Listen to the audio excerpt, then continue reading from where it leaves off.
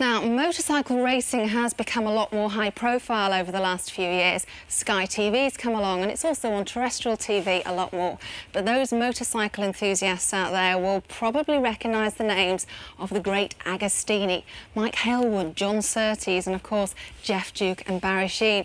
Well, one such person whose racing career spans an incredible 50 years is 1978 World Formula 3 champion, Mr. Bill Smith.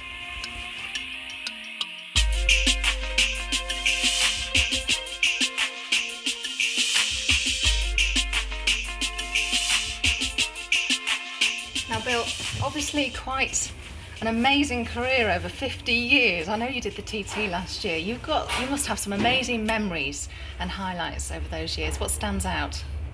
Oh, a lot of things over that period, Claire, but I suppose most of them relate to the Isle of Man. I mean, I have a vivid collection of winning my first TT, which was a 67 production race, beating Tommy Robb by a fifth of a second a wheel on the line after we'd prematurely made an arrangement who was going to win the race. That's one thing. And then I think also winning the first race on a Japanese bike, which was 1961 when I won the Thruxton endurance race, co-riding with Derek Minter. Some amazing memories. Is Tommy Robb still speaking to you? Well, he's only a little guy. He tried to punch me, but he couldn't quite reach me on the roster, unfortunately. No, it must have changed somewhat over the years. I mean, there's always a criticism with going back in motor racing over the years that there's not the characters that there used to be. How do you perceive that? Well, I think it changes everything. Is money and professionalism. The sport's gone much more upmarket. There's a lot more money involved. But everybody who was involved in the 50s, 60s and 70s will tell you that there's nowhere near as much fun involved as what there is, or what there was then.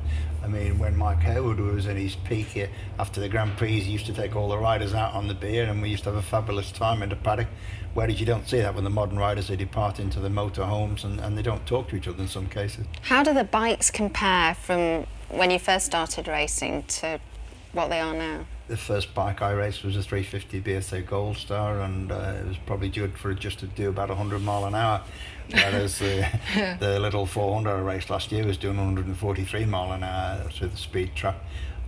Speeds are relevant, it depends really. I mean, the quickest thing I've ever had was a TZ 750 in the Isle of Man, which was through the speed trap about 183 mile an hour. Now, some of the old helmets and leathers are really quite different from what you do. Wear, say, last year in the TT, aren't they? I used to wear some funny leathers from a firm. I've seen photographs, very tight black leathers. Very tight black leathers made from a firm called Zanti and Filio in Milan. People used to say they were like a black contraceptive over you. And if you ever fell off on them, you usually stood up in shreds. And I remember one year in the TT, when I was laying fourth on a 250 bull tackle coming into Parliament Square, and as I sat up to brake, the zip went on these flaming leathers. And I was very popular in the square in Parliament Square with the young lady marshals who managed to zip me up with some safety pins. It was quite a funny occasion, but I went on to finish fifth, so I just showed to show if the spirit was there. Oh, you're nice and drafty in the process. Yeah.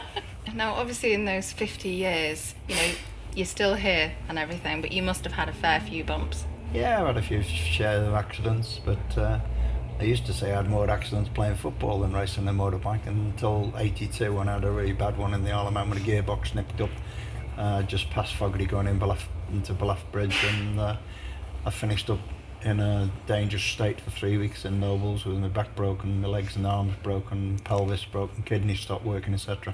But I've recovered and I'm still here. And you still get back on a bike. Now, some people would look from an outside position into your situation and think, he is balmy. What is he doing getting back on a bike again? Because I know you have problems with your arms and everything else. I mean, are you a lunatic? Are you mad? Is it in the blood or what? No, well, there's a fair bit of insanity runs in our family. But having said that, I've always said it's safe for racing a bike, particularly in the Isle of Man, than going down the M1 on a Sunday in a family car, and I really mean that. Yeah, and how do you feel about your son racing? It's in the family, isn't it? Well, he's only a poser, he's not really racing hard, but I think one day he might make the grade and then we'll see if he's any good. It's fair to say that's my brother and he's not here to defend himself. Bill, thank you very much indeed. Cheers.